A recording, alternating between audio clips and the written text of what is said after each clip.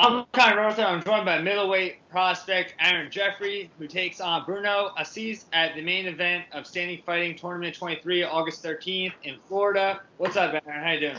Good, buddy. How are you? Good, good. Now it's been a crazy couple months for everybody, but for you to have a fight, go down to Florida, what's kind of mean just to I guess have some kind of normalcy right now. It's awesome, man. Yeah, it's cool. I mean, you kind of wish that things were running the way that they normally do, but it feels like kind of historic to be like at one of the events that has no audience. So it's kind of a cool thing. A little bit scary maybe to go down to Florida right now, which is like apparently the epicenter of COVID, but we'll be safe. Yeah. Are you having any reservations about that or not really? Not really. I mean, I'm not going to be doing a whole lot while I'm there. I'll be like rolling around with a sweaty dude inside of a cage. But aside from that, I'll be like chilling at the hotel room and stuff and minimizing contact, the same as I would here anyways. So no, I'm okay with it. Yeah. Whenabouts did you kind of hear about this the fight? Like when did that? When did you kind of hear talks? I guess about the fight. Like recent, man. I think maybe about a week ago, and we got the contract like within a few days and signed it right Wow. away. But yeah, it was a quick thing that happened. Yeah. And was that like the only name that you kind of heard during this process? We had heard like multiple other names, just not for SFT. We were looking for a couple different promotions in some different states, but nothing came of any of that. And then we got offered Bruno for SFT and hopped on it. Yeah. And how do you feel like you stack up against a guy like that? I think it's a good matchup for me. He's a good jiu-jitsu guy, going to be like dangerous on the ground. But I think I'm just a bit more technical everywhere, so I'm looking forward to it. Yeah. And with everything going on too, like what's kind of like your training camp right now? Like what's that like? It's pretty much normal at this point. Like we've got pros coming in for like smaller group sessions. So like I'm in the gym like twice a day every day. At the very beginning of like all the lockdown stuff, I had like 4 weeks off. But that was like way back in March. But yeah, it's been normal for a while now. Yeah. How do you feel like at this point? Good, man. Yeah, I feel like I'm in fight shape. I probably have been for weeks, if not months now. Like I said, like twice a day, every day. My weight's good. I'm feeling sharp. I could take a fight like this weekend if I wanted. Yeah. Just talking to like a lot of different fighters too. A lot of them, in the beginning of this whole thing too, they were finding like kind of old school methods to train and Yeah, things like that. I mean, did you kind of have to resort to those type of yeah. methods?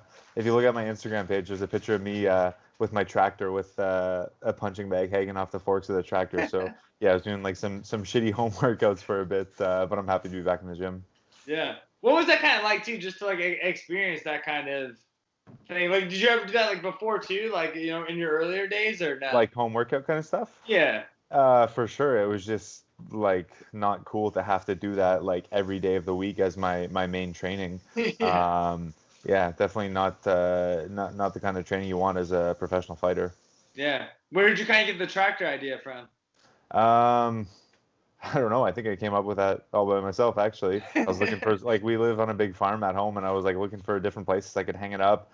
Like, the grass was all muddy. I couldn't hang it on a tree, so I just threw it on the forks of the tractor and put it in my driveway. Worked out okay. Yeah. And when like just going like into your career too, and when you look at your record, I mean, one thing that just stood out to me was like you fought two UFC guys. Those were both losses, but even to go 3 rounds with Sean Brady, like he's from around. I'm from New Jersey. He's from Pennsylvania, so I remember covering him on the regional scene. He's always a guy that I thought very highly of. But to go 3 rounds with a guy like that too, and fight a guy like Allen too, like what do you think that kind of says about you too to just have those fights with those guys of that caliber? Yeah, it's good. Like you said, to go 3 rounds with Sean Brady is nice to know that I have that experience and I can do that with those sorts of guys. I think it looks good for me as far as like promoters and UFC and whoever like looking to like find the next prospects. I think it looks good that my only two losses are two like pretty high level UFC guys. So yeah, I think it's a good thing. Yeah. And having that experience too of just being on the contender series too, does that kind of give you the mindset of like, like you're kind of like just there, like you're right there? For sure, for sure. It still feels like I'm at that level. And motivation too, right? Like to be that close and have it taken away, I think just gives me extra motivation. Yeah. And now this fight with Bruno too, do you think a win over him, do you think that could propel you maybe to that next level? I think so. I mean, he's a former Contender Series guy too. He's got a good record. I think it's a good fight. Maybe, hopefully, the UFC has their eyes on this matchup. It's in a big promotion, so yeah, I think it's a good fight. Yeah. And I know it's called stand-up fighting tournament, but like, is this like an actual tournament? Like, will you fight someone after Bruno? Like, how's that work? I don't know actually. And it's their first show in the States. So they're probably just kind of like testing the waters a little bit right now too. And again, with like all the COVID stuff to do a show right now is probably not exactly what they had in mind. So we'll have to see what happens with them. But I've been talking to like the promoter and stuff, and they seem like a cool group of people. So I'm happy to work with them. Yeah. I like how you say you don't know, because I mean, that'd be like, imagine like you beat Bruno, then they're like, all right, well, you got another fight in like 20 Yeah, minutes. yeah. Same night, Like, right? Yeah. Don't take those wraps off. You're going back in. yeah. But yeah. Now with that too, like I saw right after the Allen fight, you had another fight. So quick turnaround for you in August. Yeah. But then had 3 fights scrapped from I think it was like November to January. What kind of happened there? That's a good question.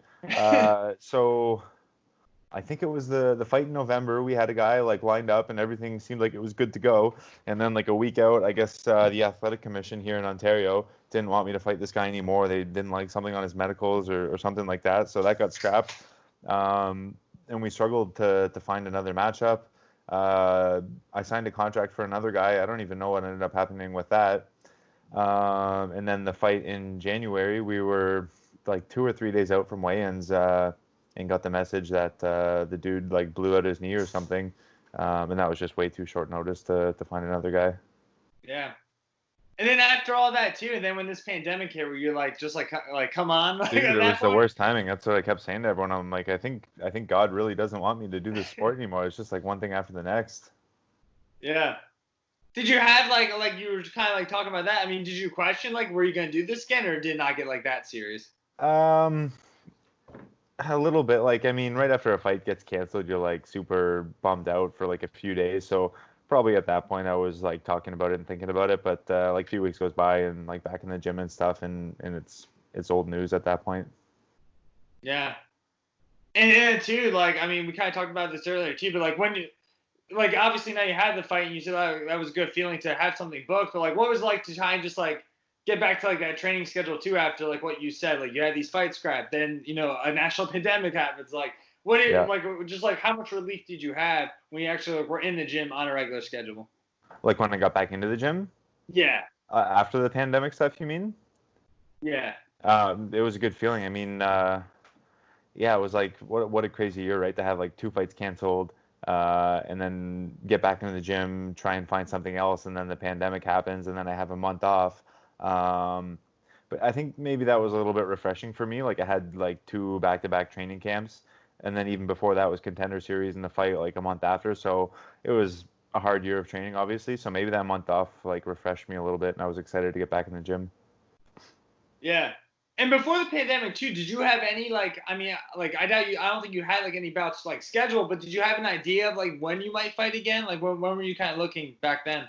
Um, that's a good question. I don't really remember at this point, but like with 2 back-to-back training camps and no fights, like obviously I had no damage taken because of that. So we were like ready to like hop on anything at any moment, like any short notice fight, we were gonna take it. And then that happened, so we're like, yeah, obviously nothing's happening anytime soon. Yeah. And just from what you were saying before too, so I mean like did you find like some positives out of this whole situation? Well, again, I had 2 training camps, so like I became a better fighter for sure. Um, I think the month off with like the quarantine stuff was probably good for my body, like a bit of a reset for my body and my mind. Um, yeah, that's probably about it. Yeah. And then just like I watched like you on the Contender Series too, and I remember they had said you were kind of the first, I think, native of Canada to appear on the show. I mean, like, were you guys surprised by that too? Because like you were in like the third season, you think they would have Yeah, had somebody from Canada before then? yeah, I know that's exactly what I thought too. And like nobody had even mentioned that until like maybe a few weeks before the fight. Like somebody said that, and I was like, wow, I can't believe like they didn't even really pump it up or like mention it that much. Like it wasn't like a big story or anything. Yeah. And I know on that too, they had said that you had a medical science degree too. How did you kind of like fall into MMA? That's a good question. Like I think just growing up, and I had an older brother, and he was watching it before I was, and I probably caught some fights while he was watching them. Um, he wanted to start training, and we found a little gym. Like we're from a small town, so it was like not like a real MMA gym, but like some jujitsu and kickboxing. I started training there, and then I moved away for school to come to like a bigger city, and found a better gym here, and started training, and just kind of stuck with it. Yeah. What was like your like family's reaction too, like after like going to school and everything, and then decide to fight for a living? Like, was it positive feedback or? I think it was like a slow transition, so it wasn't like I went to school and then I dropped out or finished or something and said like, hey mom, I'm just fighting full time now. Like Yeah. I was taking amateur fights while I was still in school and working and stuff like that. My mom told me she wouldn't come to my first fight and she didn't, and then I think she's been to like almost all the fights after that one. My brother was super pumped for me, like he's a fan of the sport, so he loves it. Yeah. What was it like during that time too? Because you said you were doing school, you were training, you were fighting as an amateur. I mean, that must Yeah, have been sounds pretty hectic. busy man for sure, super busy. Yeah. Yeah. Does it make everything else just like seem like like easy now that you don't have to Well, do like all those things? until last March, like when I signed the contract for the Contender series, I was still like working at like a diabetes and weight loss clinic, not full time, but like 3, 4 days a week for a while. But looking back at that now, I was just talking about this today with one of my coaches. I can't believe that I was working and training because training's exhausting enough as it is, and I was like working a 9 to 5 and then coming to the gym at night, and it was a lot. Yeah. So now you are just training full time? Training full time, yep. Yeah, awesome. All right, well, I mean, anything before I let you go? No, everyone should just check out the fight August 13th. There's going to be a stream. I think it's on fight.tv. Um, Big Brazilian promotion, first show in the States. It's going to be a good fight. Yeah. Are you keeping the long hair for the fight or? No, I got to get rid of it. Alright. Yeah, I don't want to do cornrows or anything, and I got to like tie it up in this stupid top knot while I'm training, and I don't really want to rock that for the fight. So yeah, it's going to get chopped soon. All right. All right, Aaron. Well, thanks for joining me. I wish you the best for the flight down there, and I wish you the best for the fight as well. Awesome. Thanks, dude.